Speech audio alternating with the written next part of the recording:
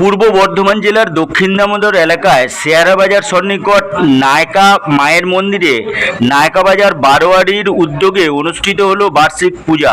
সেই উপলক্ষে বসেছে মেলা এবং চলছে সারা রাত ধরে পূজা অর্চনা, হোমযজ্ঞ ও ছাগবলি। মায়ের পুজো উপলক্ষে হাজার হাজার ভক্ত আসেন মায়ের মন্দিরে।